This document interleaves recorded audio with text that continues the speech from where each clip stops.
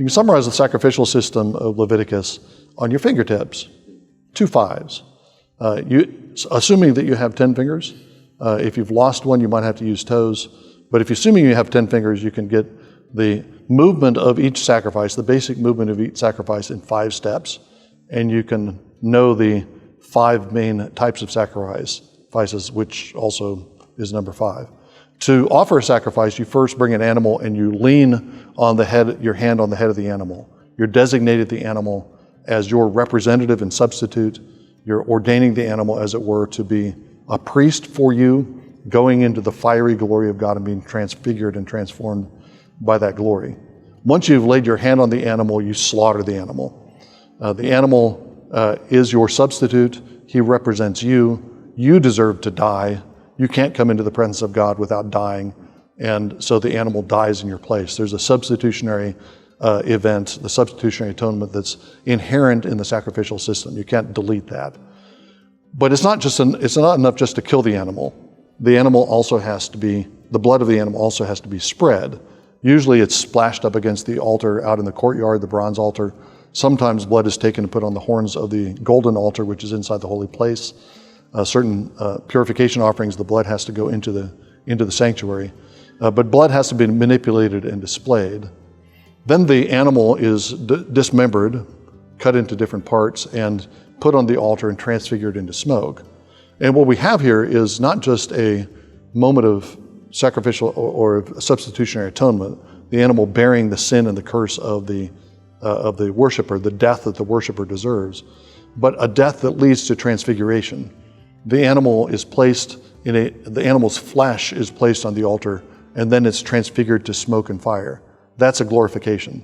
And that's the movement of all sacrifice in the Bible. The sacrifice is not simply the substitutionary death. It's a substitutionary death that leads to a transfiguration and glorification.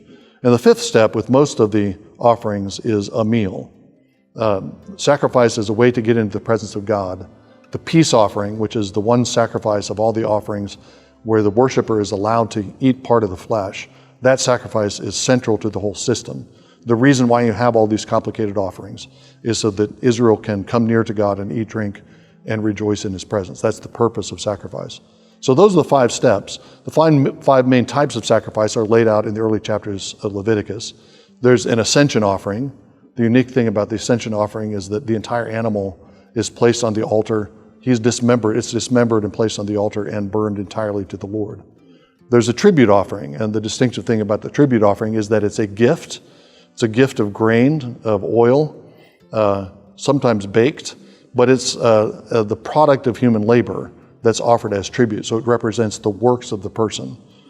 Then you have a peace offering, which is the distinctive thing about the peace offering is that the worshiper is allowed to eat part of the animal at the end of the entire sacrifice. You have a purification offering. The purpose of the purification offering is to cleanse and purify. This is sometimes called a sin offering. Leviticus 4 is where the details of this offering are laid out. And this is the one where blood is manipulated and blood is highlighted because blood is the agent of purification in Leviticus and in the entire Old Testament. And then there's a trespass offering. The trespass offering doesn't purify, but the trespass offering instead makes compensation for sacrilege. So if you've intruded on holy ground, or if you've inadvertently taken holy food, if you've done something that is taking God's stuff and using it as your own, you don't offer a purification offering because you haven't become unclean.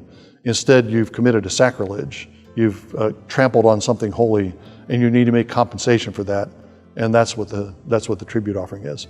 So if you can get those 2 5s in mind, you can get a basic sense of what the sacrificial system is all about.